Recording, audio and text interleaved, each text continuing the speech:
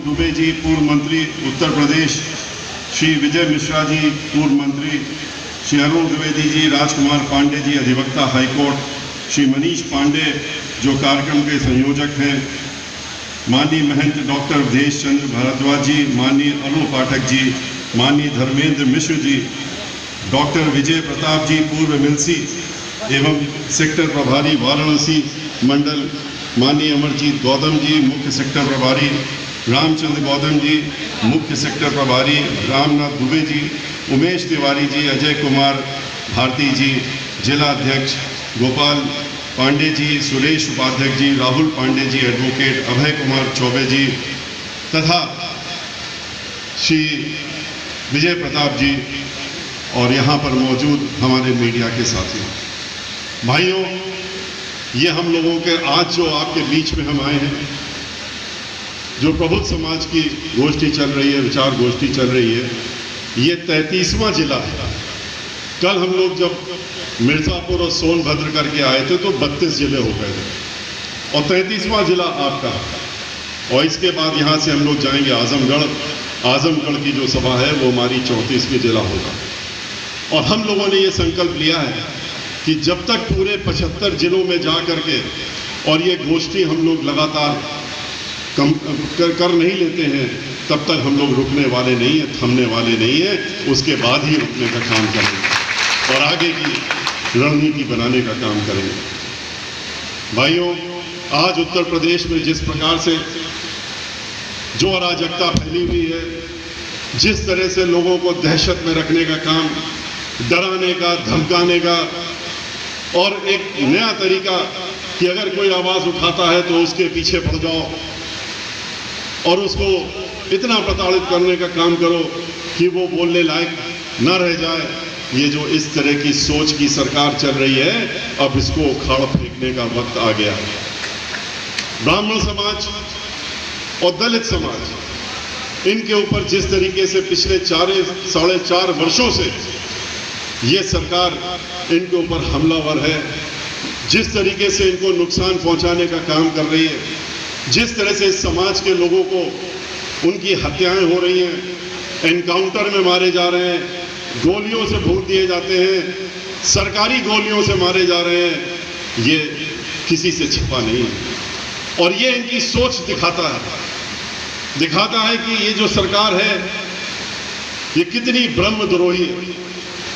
और ब्राह्मणों की द्रोही के साथ साथ में दलितों की तो द्रोही पहले से ही रही है, तो उन्होंने बहुत पहले से अपना कह रखा दिखा दिया है। जब जब इनकी सरकार आती है या समाजवादी पार्टी की सरकार आती है तो ये लोग दलित समाज के लोगों के साथ में और ब्राह्मण समाज के साथ में जिस तरह का उत्पीड़न करते रहे, उस तरह से जिस तरह समाजवादी पार्टी करती रही है, उसी तरह से भारतीय जनता पार्टी करती है।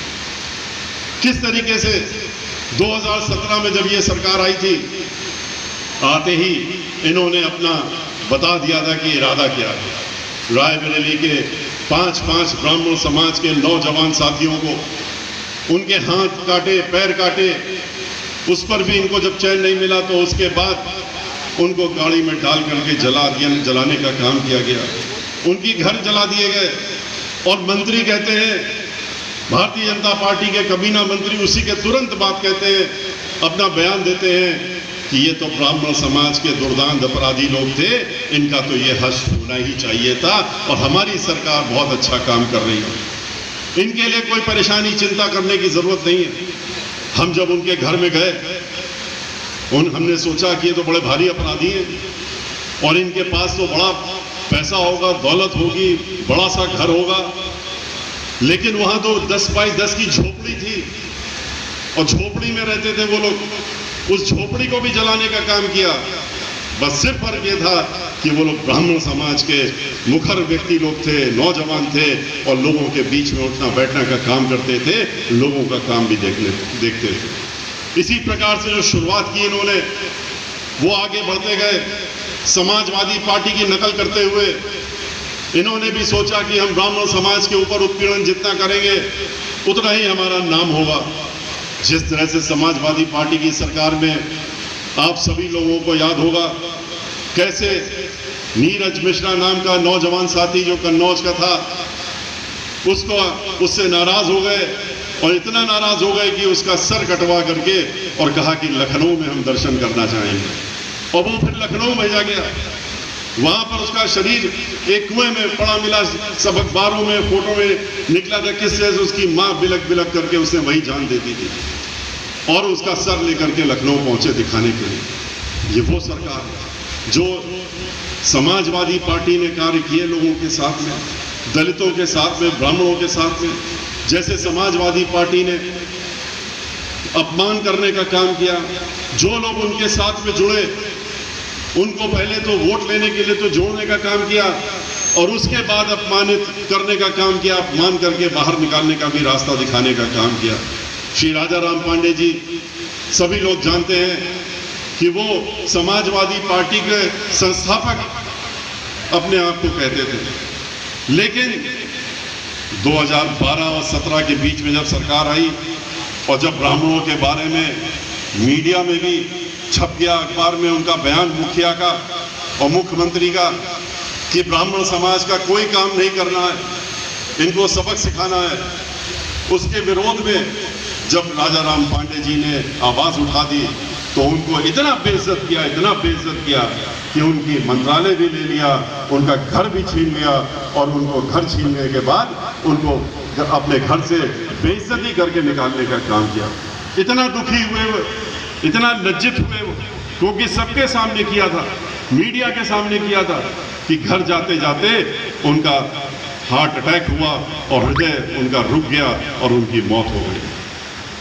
किसी के साथ में भी पहले तो जोड़ा कि आइए अपना वोट दे दीजिए, हम सरकार बना लेंगे, और उसके बाद उनको निकाल करके फेंकने का काम, बेइज्जत करने का काम। ऐसे ही नहीं, श्री विजय मिश्रा जी हमारे साथ में बैठे हैं यहाँ पर।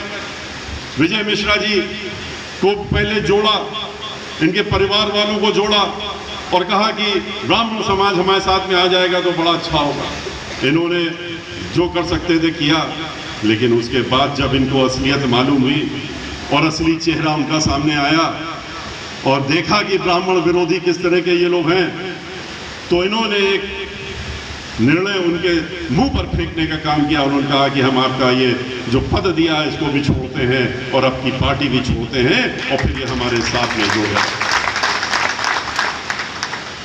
आज क्या हो रहा है? आज जो भारतीय जनता पार्टी की सरकार है ये ठीक उसी प्रकार से चल रही है।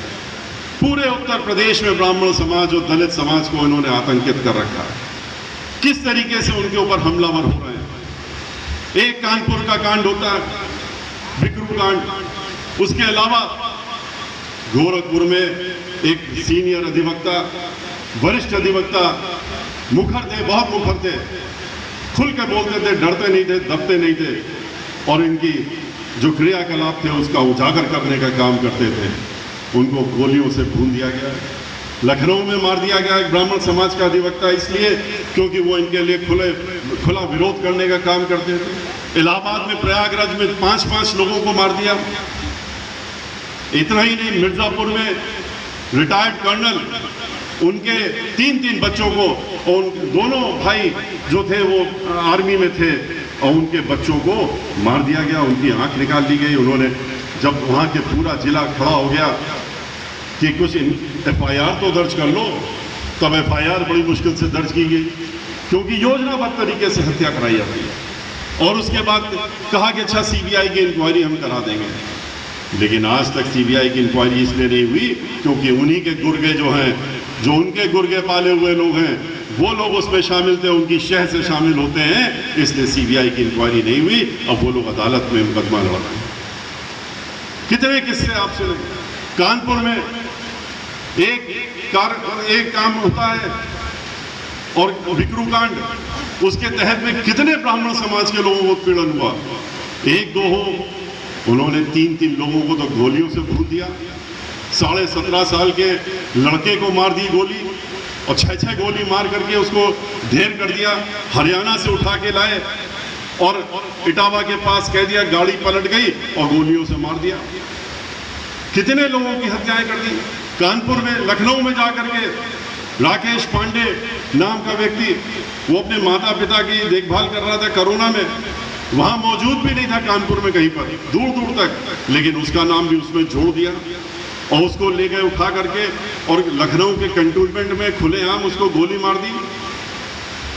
निर्मल तिवारी, विनय तिवारी लखनऊ में घर से उठा करके ले जाकर के गोली मारने का काम किया। विनय तिवारी को तो गाड़ी रोक करके सिर्फ नाम पूछा और जैसे ही कहा उसने कि विनय तिवारी का ये सब कानपुर वाले हैं, उसी से मिले जुले, इनको भी गोली मार दो, उनको भी गोली मारने का काम कर दिया गया और उसी समय मार के खत्म कर दिया। गाजियाबाद, नोएडा, हर जगह खाली ब्राह्मण समाज के ऊपर या तो हत्या या तो इनकाउंटर, और बाकी लोग उनकी शह से घर में बैठे हैं, सुरक्षित हैं। महोबा में व्यापारी ब्राह्मण समाज का था, बड़ा व्यापारी था, वो लोगों के बीच में उठने बैठने वाला व्यापारी था और लोगों का बहुत काम करते थे। ब्राह्मण समाज के लिए, खास तौर से दलित समाज के बीच में उनसे ज़्यादा लोग चाहते नहीं थे जितना उसको चाहते थे, लेकिन उसको रोकने का काम हुआ। जब रुका नहीं वो अपने कार्यों में, तो उसको गाड़ी में बैठाल करके और उसकी गोली से हत्या कर दी। अधिकारी द्वारा गोली मारी गई और कहा गया इसने तो आत्महत्या कर ली है। जब अखबारों में हल्ला हुआ कि इसको क्यों मार दिया गया, तो बोले नहीं, इसने तो आत्महत्या की है। बाद में जब टेलीफोन की रिकॉर्डिंग सामने आई, उससे साफ जाहिर हो गया कि ये तो आत्महत्या नहीं, ये तो हत्या हुई है, उसकी दिन दहाड़े हत्या की गई है। तो अधिकारी से कहा कि अब तुम यहाँ से जगह छोड़ करके और तुरंत भाग जाओ, प्रदेश छोड़ दो और हमारी अपनी चिंता मत करो, बस प्रदेश के बाहर रहना, और जब मामला ठंडा हो जाएगा हम तुमको वापस बुला लेंगे। साल भर हो गया, अभी तक उस अधिकारी को पता ठिकाना नहीं है। बिकरू कांड में उसका फायदा उठाते हुए ये निर्देश गया कि जितने भी मजबूत किस्म के ब्राह्मण समाज के लोग हैं, जो भी थोड़ा मजबूत हैं और कानपुर के इर्द गिर्द कहीं भी रहते हो, चाहे वो उन्नाव हो, फरुखाबाद हो, कन्नौज हो, हरदोई हो, इटावा हो, औरैया हो, जहां भी हो, उनको उठा लो, लखनऊ तक उठा लो और उठा करके या तो उनको ठिकाने लगा दो, नहीं ठिकाने लगा पा रहे हो तो फिर ऐसा करो कि उनके ऊपर इतनी धाराएं लगा दो कि उनको जेल के अंदर बंद कर दो कि ये 10-20 साल तक बाहर निकल ना पाए। 50 से ज्यादा ब्राह्मण समाज के लोग कानपुर के उस कांड में, उसके तहत में आज भी जेल की सलाखों के पीछे, और इतनी धाराएं लगा दी गई हैं जिससे कि वो बाहर ना आने पाए। इनको तो छोड़िए, इन्होंने तो 16.5 साल की लड़की को भी नहीं छोड़ा। खुशी दुबे, वो तो एक दिन पहले शादी होकर के आई थी, सिर्फ एक दिन पहले। 29 और 30 तारीख को जून को शादी होती है, 2 तारीख को ये किस्सा होता है। पहली तारीख उसका पहला दिन था घर में, अपने ससुराल में। उसकी मेहंदियां भी नहीं सूखी थी, मेहंदी भी नहीं सूखी थी हाथ की, और उसको उठा ले गए। जब हल्ला हुआ कि वो लड़की कहाँ गई जिसकी शादी हुई थी, उसके पति को तो गोलियों से उड़ा दिया, तो वो लड़की कहाँ है? तब पता लगा कि 7 दिन बाद उसको जेल में कह दिया, जेल में हमने बंद कर दिया है। 7 दिन तक कहाँ रखा, उसके साथ क्या किया, कहाँ ले गए, कुछ नहीं। उसके बाद 3 महीने तक उसको जेल में बंद रखा, और 3 महीने जेल में बंद रखने के बाद फिर उसके बाद जब मालूम पड़ा कि ये तो 16.5 साल की लड़की है, नाबालिग है, तो उसको रिमांड होम में भेज दिया।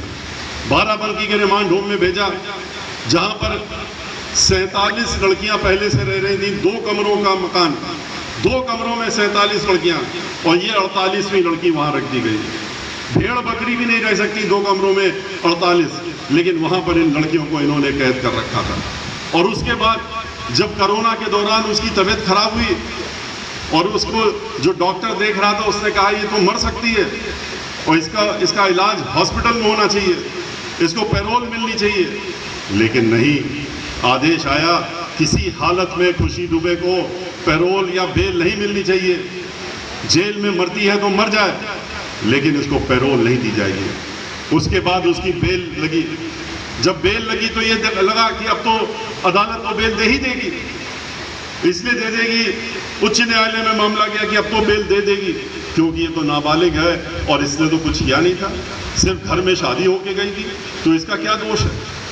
तो लेकिन जो निर्देश था कि कुछ भी हो जाए इसको जेल से नहीं निकलना चाहिए बाहर, इसके लिए जो भी करना पड़े करो। तो फर्जी रिपोर्ट बनवाई गई, वहां की एक जो जेल अधीक्षिका थी उससे फर्जी रिपोर्ट बनाई, और उसने रिपोर्ट में लिखा कि ये 47 लड़कियों ने कंप्लेंट की है और कहा है कि अगर खुशी दुबे कह रही है कि अगर हमारी बेल हो जाएगी, जिस दिन हमारी बेल हो जाएगी और हम बाहर निकलेंगे तो हम इस प्रदेश की सबसे बड़ी दुर्दांत अपराधी बन जाएंगे। और इसलिए ये कहते हुए उसकी बेल रुकवाने का काम किया, खारिज कराने का काम किया, क्योंकि वो तो कह रही है कि हम बहुत बड़ी अपराधी बन जाएंगे। इतना ही नहीं, दो महिलाओं को उठा करके ले गए घर से, उन दोनों के पतियों को मार दिया, उन महिलाओं को उठाकर ले गए और जेल में बंद कर दिया। आज भी जेल में बंद हैं। उनमें से तो एक घर में काम करने वाली महिला थी, उसको भी नहीं छोड़ा। और उसके साथ तो छोड़िए, उसको तो नहीं छोड़ा, उसके साथ में उसका 3 साल का लड़का और 6 साल की छोटी सी बच्ची, उसको भी जेल में उठा करके ले गए। और पिछले 1 साल से ज्यादा हो गया, अब तो 1 साल 1 महीना हो गया, 2 महीने होने वाले हैं, 14 महीने होने वाले हैं, और उनको जेल में रखा गया। इतनी धाराएं लगा दी गई हैं कि ये कहा गया है कि ये सुनिश्चित करना है हमको कि ये जो ब्राह्मण समाज के ये दोनों बच्चे वहाँ बंद हैं जेल में, उसके साथ में माँ के साथ में, इनको 10-15 साल तो इतना रखो कि ये वहीं पर वयस्क हो जाएं और उसके बाद जेल से बाहर निकलने का काम करें। और इसीलिए कोई मुकदमा नहीं हो रहा, कोई चार्जशीट नहीं, कोई मुकदमा नहीं, कुछ नहीं, बस जेल में रखे रहो, जेल में बंद रखो। इस तरह की ये सरकार चल रही है।